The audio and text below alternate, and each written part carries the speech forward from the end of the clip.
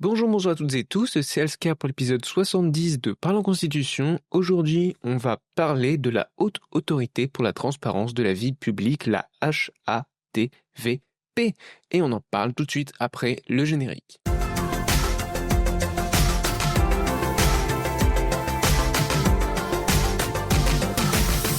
Alors la HATVP, c'est quoi? Qu'est-ce que c'est que ça? C'est une autorité administrative indépendante, une AAI. Qu'est-ce que ça veut dire? Ça veut dire que c'est une autorité indépendante du gouvernement, du Parlement et aussi de la justice, même s'il peut y avoir des relations entre toutes ces institutions, mais sinon elle est indépendante dans l'exercice de ses compétences, dans sa mission. La Haute Autorité pour la Transparence de la Vie Publique, qu'on va appeler HATVP tout le long de l'épisode parce que sinon on ne s'en sort pas. Donc la HATVP, c'est d'abord un président. Son président est nommé par le président de la République après avis des commissions des lois de l'Assemblée nationale et du Sénat. Donc le Sénat, dans Parlons Constitution, c'est la Chambre des sages.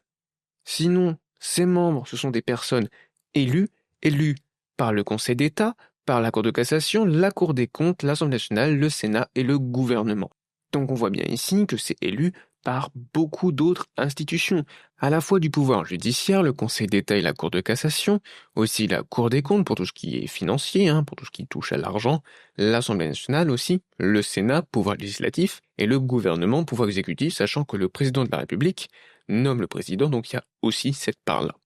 Il est important de noter qu'il y a une parité femmes-hommes qui est imposée entre les membres élus par chaque assemblée, chaque organisme, Conseil d'État, Cour de cassation, Cour des comptes, etc. Ils doivent nommer chacun autant d'hommes que de femmes. Toutes ces personnes élues sont élues et nommées pour 6 ans non renouvelables. C'est figé, pourquoi? Pour garantir la pleine indépendance de cette HATVP, pour éviter qu'il y ait toute forme d'influence sur elles, en plus bien sûr de leur élection initiale ou nomination. On évite cela car ces missions sont des missions extrêmement importante, disons qu'elle nécessite une forte indépendance, puisque ça touche à la probité. En fait, la HATVP, comme son nom l'indique, c'est pour la transparence de la vie publique. Elle a été créée en 2013 par la loi relative à la transparence de la vie publique. Qu'est-ce que ça veut dire? On le verra juste après. Ce qu'il faut savoir aussi, c'est qu'elle remplace la Commission pour la transparence financière de la vie politique. Déjà, on commence à comprendre, transparence financière. Il y a une question d'argent derrière. Elle remplace aussi depuis 2019-2020, selon si on compte la loi ou le début de sa mission effectivement, elle remplace la commission de déontologie de la fonction publique. Ces missions donc, ce qui est important, ce qu'elle fait, pourquoi elle a été créée, eh bien c'est pour remplir les missions suivantes. Recevoir et contrôler les déclarations de situation patrimoniale avec l'administration fiscale et les déclarations d'activité et d'intérêt. Ce sont deux choses différentes. Les déclarations de situation patrimoniale, c'est tout ce qui touche à ce que la personne possède de façon générale. Les biens immobiliers, quel est son patrimoine aussi, patrimoine qui n'est pas forcément immobilier, tout ce qui est actions, etc. Bref, les déclarations de situation patrimoniale. Avec l'administration fiscale, bien sûr, puisque ça concerne de l'argent. Ces déclarations-là, ça permet d'éviter des conflits d'intérêts, des abus de biens divers et variés, qu'ils soient publics ou privés. En parlant de public ou privé, il y a aussi les déclarations d'activité et d'intérêt. Ce sont les activités professionnelles, mais aussi associatives ou autres, par rapport aux politiques, etc. Aussi des fonctions publiques qu'il faut déclarer pour voir s'il pourrait y avoir des conflits entre toutes ces fonctions, entre tous ces postes. Car oui, une personne politique, et pas que, des responsables publics aussi, comme des hauts fonctionnaires, peuvent avoir des conflits d'intérêts, des conflits entre des intérêts pour des missions privées ou pour des missions publiques, dans le cadre de fonctions publiques. Il peut y avoir des intérêts qui soient opposés ou qui au contraire convergent, mais qui sont sur les mêmes thèmes, sur les mêmes sujets, et qui donc sont influencés les uns les autres, ce qui est un problème. On le verra un peu plus tard, pourquoi c'est un problème, les conflits d'intérêts. La HATVP a d'autres missions. La consultation, elle se fait consulter de façon non publique par des responsables publics sur la déontologie ou sur de potentiels conflits d'intérêts. Donc elle a aussi une mission, entre guillemets, de conseil, d'avis, si des responsables publics souhaitent lui poser des questions sur tout ce qui concerne déontologie et potentiels conflits d'intérêts. Aussi, elle émet des recommandations, donc des rapports, à la demande du Premier ministre, donc des directeurs, d'au moins un directeur, pour ce qui est de par la Constitution, puisque je le rappelle à chaque fois, mais il y a des modifications de par la Constitution. Quand j'ai parlé du gouvernement, j'ai parlé de directeurs, de 3 directeurs, à la place du Premier ministre. Quand j'ai parlé du Sénat, de l'Assemblée nationale, j'ai dit que le Sénat serait remplacé par une chambre des sages, mais je ne reviens pas en détail là-dessus, sinon on peut refaire toute la série, hein, évidemment. Aussi, on continue, il y a les recommandations de sa propre initiative, c'est-à-dire que la HATVP peut faire des rapports, peut adresser des recommandations au gouvernement ou aux législateurs, donc Assemblée nationale ou Chambre des sages, de son propre fait, de sa propre initiative. C'est-à-dire qu'elle décide de se saisir d'un sujet, de l'étudier, de faire des recherches dessus, de mener ses propres recherches, ses propres enquêtes, pour ensuite faire des recommandations pour améliorer la lutte contre le pantouflage, c'est-à-dire un passage d'une fonction publique à une fonction privée et donc de potentiels gros conflits d'intérêts, hein, tirer avantage de ces fonctions publiques pour le privé ou réciproquement, ce qui pose de gros problèmes d'honnêteté, de probité.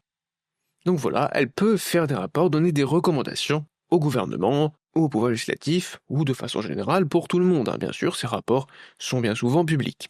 Si ce n'est tout le temps, mais comme je ne sais pas si c'est tout le temps, autant dire bien souvent. Bref, on continue. Elle a d'autres missions. Depuis 2019, elle régule les mobilités entre les secteurs publics et privés, ce que j'ai appelé pantouflage. Bref, c'est tout ce qui concerne les mobilités entre les secteurs publics et privés, qui peuvent engendrer de gros conflits d'intérêts, de gros problèmes de probité, d'honnêteté, d'utilisation à des fins privées ou publiques, en lien avec des fonctions passées ou en cours, qui posent de gros problèmes. Donc ça, c'est une mission, comme on l'a vu un peu plus tôt, qui lui vient de sa fusion, de son intégration plutôt, de la commission qui s'occupait de tout ça, qu'on a vu juste avant. Elle a aussi d'autres missions, comme réguler les groupes de pression, voilà, qui peuvent agir pour défendre leurs propres intérêts ou d'intérêts de tiers devant les responsables publics, aux fonctionnaires, personnalités politiques, au gouvernement, à l'Assemblée nationale, etc., ou même au niveau local. Elle a aussi pour mission de prévenir les ingérences étrangères, et ça c'est assez nouveau, c'est une mission qui lui a été rajoutée en 2024. Donc si vous regardez au moment de la sortie de cette vidéo, ça fait, c'était l'année dernière. Maintenant qu'on a vu ces missions, on va se demander qu'est-ce qu'elle fait concrètement. Parce que c'est bien d'avoir des missions, mais comment est-ce que la HATVP les remplit? La HATVP a plusieurs outils, plusieurs cordes à son arc. Pour ce qui est de la réception et le contrôle des déclarations de situation patrimoniale et d'activité et d'intérêt, d'abord, elle a un répertoire des déclarations des responsables politiques et aux fonctionnaires qu'elle met à disposition du public, qu'on peut très bien trouver sur le site de la HATVP, pas très compliqué à trouver, www.hatvp.fr. Les 3 W, on s'en fiche, vous tapez juste hatvp.fr, vous tombez dessus. Et sur ce site, vous avez plein de choses, des informations sur la HATVP, des répertoires, notamment ce répertoire des déclarations des responsables politiques et aux fonctionnaires. Dans le cadre de ce contrôle, elle aussi a une fonction, de police presque. Pas vraiment, puisqu'elle n'a pas de fonction, puisqu'elle n'a pas de pouvoir de sanction administrative, on y reviendra, mais elle doit quand même avertir en cas d'absence, d'omission ou de fausse déclaration. D'abord, elle peut adresser une mise en demeure au déclarant, lui demander de régulariser sa situation. Si on est dans le cadre de l'omission, c'est-à-dire d'oubli, de choses sur la déclaration ou de fausses déclarations, si c'est un soupçon, la personne dont la déclaration est en cause peut présenter ses observations, défendre que oui, sa déclaration elle est bien en ordre, etc., etc. Si c'est pas le cas, et si la personne ne veut pas changer, la HATVP effectue un signalement au procureur. Et là, par ce signalement au procureur, peut déboucher un jugement avec différents délits qui peuvent être qualifiés dans le cadre de ces déclarations, fausses déclarations, absence de déclaration, etc. Et ça peut aller jusqu'à une peine de 3 ans de prison et 45 000 € d'amende, ce qui n'est pas rien. Mais, par contre, les déclarants ne sont pas seuls. La HATVP, elle a un guide, elle a plusieurs guides du déclarant, plusieurs guides selon les déclarations, etc., plusieurs moyens de les aider, notamment les consultations, on en a déjà parlé, mais pas que. Il y a des guides qui existent pour que les déclarants puissent faire correctement leur déclaration, savoir ce qu'ils ont à mettre, etc., etc. Ça, c'est sa mission de réception et de contrôle des déclarations de situation patrimoniale et des déclarations d'activité et d'intérêt. Mais dans le cadre de ses autres missions, elle a d'autres moyens d'action, elle fait d'autres choses, comme elle a un répertoire des représentants d'intérêt, qu'elle rend public aussi. Sur le site de la HATVP, vous trouvez ce répertoire. Aussi, elle a des rapports d'activité, Elle écrit des rapports d'activité sur sa propre activité au fil des années, ce qui nous permet d'avoir des chiffres sur ce qu'elle fait. On a des retours chiffrés, nous, citoyens, pour savoir combien est-ce qu'il y a de groupes de pression, combien est-ce qu'il y a de responsables politiques, les omissions, les fausses déclarations, voilà des chiffres, qu'est-ce qu'il en est, combien est-ce qu'il y a de déclarations qui ont été effectuées au cours de l'année, etc., etc. Un rapport d'activité de l'année qui vient de s'écouler. D'ailleurs, je vous mets un lien dans la description vers un lien qui vous présentera rapidement le rapport d'activité 2024 et qui vous renverra, je crois, dedans. Il y a ensuite un autre lien qui peut vous renvoyer vers le rapport d'activité complet. Bien, donc n'hésitez pas, dans la description, parfois je mets des sources intéressantes. Ce qui veut pas dire que parfois je mets des sources inintéressantes, c'est pas ce que j'ai dit. Je dis que parfois je mets des sources intéressantes, parfois je mets pas de sources. C'est pas pareil. Mais là, voilà, je mets quelques sources intéressantes, surtout sur des choses qui sont très pratiques, que je peux pas développer dans une vidéo qui doit pas non plus dépasser l'heure. Faut même essayer de celle-ci de pas faire plus de 20-30 minutes. Mais bon, j'y suis pas encore, je suis en train de la tourner, donc on continue, c'est parti. Il y a quoi d'autre? Qu'est-ce qu'elle fait d'autre? Elle rend des avis sur la compatibilité publique-privée pendant et durant 3 ans après la fin des fonctions publiques des agents des responsables publics. C'est-à-dire, pendant qu'ils sont en fonction, elle rend des avis sur la compatibilité de fonctions avec d'autres activités publiques ou privées qui sont en même temps.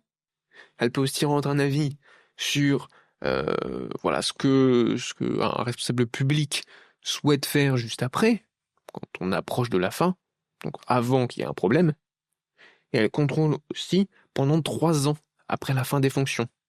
C'est-à-dire que n'importe quel emploi privé, n'importe quelle fonction publique sera toujours scruté par la HATVP pendant encore 3 ans après que le responsable public ait quitté ses fonctions. Donc par exemple, un député, pendant encore 3 ans après la fin de son mandat, sera surveillé par la HATVP pour voir s'il ne va pas utiliser ses positions passées, mais quand même ses positions d'ancien député, en sa faveur, pour le bénéfice d'une entreprise privée, par exemple. Qu'est-ce qu'elle fait d'autre, la HATVP? Elle donne l'agrément des associations de lutte contre la corruption. Voilà. Donc actuellement, en octobre 2025, quand je tourne cette vidéo, il y a 2 associations, Transparency International France et Anticor. Ces 2 associations sont officielles. Ces 2 associations sont reconnues comme associations de lutte contre la corruption par la HATVP. À ce titre, elles peuvent saisir directement la HATVP de conflits d'intérêts qu'elles observeraient, ou autres problèmes liés à la probité liés aux missions de la HATVP. On continue, la HATVP a aussi un répertoire de l'influence étrangère. C'est tout nouveau, c'est depuis le 1er octobre 2025. Ça permet aux citoyens, et pas que, de savoir quelles sont les influences étrangères qui pèsent sur les responsables publics. Les groupes de pression étrangers, les représentants d'intérêts étrangers doivent se déclarer devant la HATVP, doivent déclarer leurs activités envers des responsables publics. Des responsables publics, mais pas que, l'influence sur les décideurs publics ou à destination du public. Ce qui peut être des campagnes ciblées sur les réseaux sociaux, par exemple. Ou dans les médias publics, médias télévisés, presse, etc. Campagnes d'affichage massives dans les villes, voilà, ce genre de choses, de l'influence sur les décideurs publics ou à destination du public, ce qui est assez large. Maintenant qu'on a vu ce qu'était la HATVP, quelles sont ses missions, comment elle les remplit? Bien sûr, il y a d'autres choses. Pour les remplir, il n'y a pas que ça. Là, ce sont les grands moyens qu'elle utilise pour remplir ses fonctions. Après, il y a d'autres choses, mais là, on est dans le plus gros, dans le plus important. Bien, maintenant qu'on a vu tout ça, on va se poser la question. On va s'intéresser à la transparence, à ses missions. Et on va voir qu'on est entre transparence et contrôle. Posons-nous la question. Déjà, c'est quoi un conflit d'intérêts? On en parle depuis le début, mais qu'est-ce que c'est au juste? L'article 2 en parle. L'article 2 de la loi de 2013 en parle. C'est toute situation d'interférence entre un intérêt public et des intérêts publics ou privés qui est de nature à influencer ou à paraître influencer l'exercice indépendant, impartial et objectif d'une fonction. Qu'est-ce qu'on a ici? L'interférence entre un intérêt public et d'autres intérêts publics ou privés, le conflit d'intérêts d'un intérêt d'une personne qui a une fonction publique, qui est responsable public, aux fonctionnaires, députés, gouvernement, élu local, etc., et d'autres intérêts publics, comme d'autres fonctions. Ça peut être privé aussi, associatif, ou d'emploi privé, ou même d'autres emplois publics. Et cette interférence entre des fonctions, qui peuvent être sur des mêmes sujets, qui peuvent toucher au même projet en cours, au même thème d'étude, au même niveau d'action, comme d'un conflit entre des fonctions de conseiller local et de représentants au niveau national qui traiteraient d'un même sujet sur un département, sujet sensible. Là, il y aurait une forme de conflit d'intérêts. Et ce conflit, comment est-ce qu'il se manifeste? Par l'influence qu'il a sur l'exercice indépendant, impartial et objectif d'une fonction. Donc là, on rappelle quoi?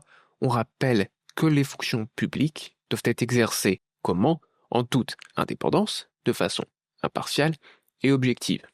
Donc on évite le subjectif, on évite les conflits d'influence, etc., les intérêts privés qui pourraient interférer, on évite le conflit d'intérêts. Qui pourrait interférer, hein? On dit bien ça, car c'est bien marqué à influencer ou à paraître influencer. Même si ça influence pas encore, mais que ça pourrait, ou que ça semble influencer, alors il y a un risque de conflit d'intérêts et il faut le faire cesser, il faut l'éviter.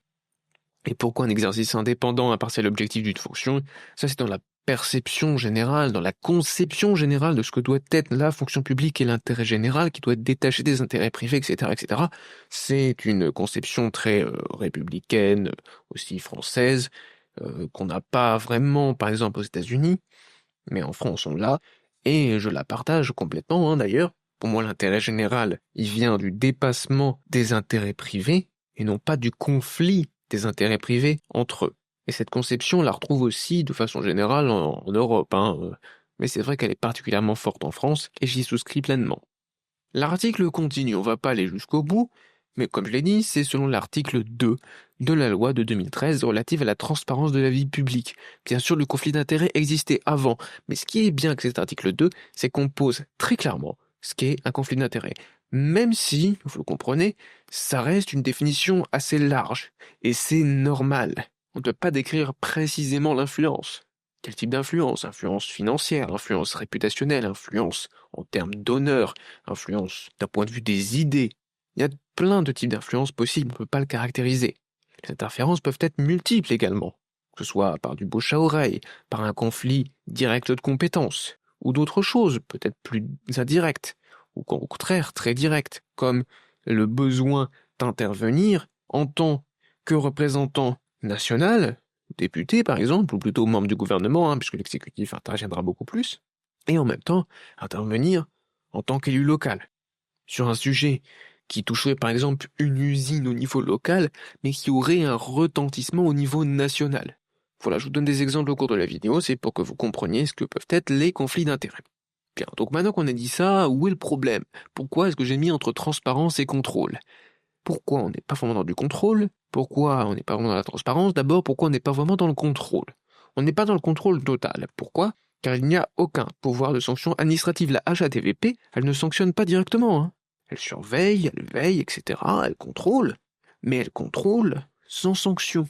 Sans sanction directe. Mais il y a des sanctions indirectes, hein, on l'a vu, hein, quand elle saisit le procureur, qu'elle fait un signalement au procureur, qui va ensuite agir en justice, etc., etc. Mais elle n'a pas de pouvoir de sanction administrative. Elle ne peut pas donner une amende administrative, comme peuvent le faire d'autres AI, hein. Je pense à l'ARCOM, par exemple. C'est un exemple fameux, l'ARCOM peut, donner des sanctions administratives. Mais pourquoi pas la HATVP si ses missions sont si importantes? Déjà, c'est pour protéger juridictionnellement les responsables politiques. Les protéger face à l'arbitraire de la HATVP. Et ça se comprend, en lien avec tout ce qui est déclaration des situations patrimoniales, qui sont quand même des choses assez importantes, hein, qui concernent pas vraiment la vie privée, hein, on n'est pas tout à fait dans la vie privée, mais on n'en est pas loin. Ça concerne aussi de l'argent, beaucoup d'argent. Et tout ce qui est probité, c'est aussi très important. Le conflit d'intérêts, c'est un gros risque. Parce qu'il est important, on le juge en France, il est important que la fonction publique soit exercée de façon indépendante, impartiale et objective. On veut qu'il soit honnête, on veut éviter la corruption, on veut éviter le conflit d'intérêts. Donc cette mission est particulièrement grave, particulièrement importante. Je parle de la mission de la HATVP.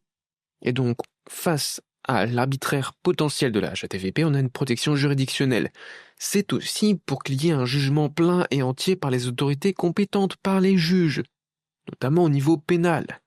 Car oui, les faits sont pénalement qualifiables. Un conflit d'intérêts, une prise illégale d'intérêts, c'est un délit. Le conflit d'intérêts en lui-même, non, mais la prise illégale d'intérêts, oui, c'est un délit. Donc c'est un exemple, mais il y a des faits, de nombreux faits, qui sont liés à ces missions, qu'elle contrôle, des faits délictueux qui pourraient en sortir. Et donc là, on est plus grave que de simples sanctions civiles, où il pourrait y avoir une sanction administrative. Là, on rentre dans du pénal. D'où l'importance d'une protection juridictionnelle, d'où l'importance d'un jugement plein et entier, d'où l'absence de pouvoir de sanction administrative. Bien, donc on n'est pas vraiment dans du contrôle complet, du contrôle avec une sanction. Mais on est quand même dans le contrôle. Car je le répète encore une fois, et c'est la dernière fois, il y a la possibilité pour la HATVP de faire un signalement au procureur. Mais attention à la transparence. Déjà, tout n'est pas transparent. Ne sont pas considérés comme représentants d'intérêt ceux qui sont contactés directement par les responsables publics. Et c'est problématique, car bon nombre d'influences restent invisibles. On n'y pense pas, mais pourtant, il y a certaines prises de contact par des responsables publics qui peuvent en réalité cacher une influence extérieure indirecte. Par exemple, par bouche à oreille. Mais même pire que ça, Enfin, pire que ça, plus insidieux que ça plutôt. Ce sont les prises de contact qui sont effectivement faites par les responsables publics. Mais ça n'empêche qu'ensuite, les représentants d'intérêt, ils vont leur répondre. Ils vont leur fournir des réponses à leurs questions. Et qui ne seront pas sans prise d'intérêt. Ce sont des groupes de pression, ce sont des représentants d'intérêt. Donc ils vont prêcher pour leur paroisse, si vous me permettez l'expression. Et ça reste invisible. Car ils ont été contactés par des responsables publics et il n'y a pas de déclaration à faire. Et ça, c'est problématique. Pour ça, et aussi pour le risque d'influence extérieure indirecte. Mais attention quand même avec la transparence. Là, j'ai montré comment est-ce qu'elle pouvait ne pas être suffisante, comment est-ce qu'il pouvait ne pas y avoir assez de transparence. Sur ces cas-là, où ce sont les responsables publics qui contactent les représentants d'intérêt. Mais la transparence, trop de transparence, c'est risqué aussi. Quand la transparence contrôlée devient source d'information pour le gouvernement, et oui, tous ces répertoires, toutes ces informations sur les potentielles ingérences étrangères, sur les groupes de pression, sur les situations patrimoniales des responsables publics, y compris des responsables publics, et politiques notamment, qui sont dans l'opposition. On connaît leurs activités, on connaît leurs intérêts, privés et publics, on connaît leur situation patrimoniale, et ça le gouvernement pourrait l'utiliser. C'est une transparence qui peut se retourner contre l'objectif initial, qui est l'objectivité, l'impartialité, la probité. Ce sont de belles valeurs, mais attention, trop de transparence, trop de contrôle, c'est de l'information, c'est une absence de respect de la vie privée, c'est aussi des dérives autoritaires comme la répression des opposants politiques qui pourraient advenir. Attention à ça. C'est aussi pour ça que la HATVP, et c'est très important, elle est indépendante. Que le mandat de 6 ans, il est non renouvelable.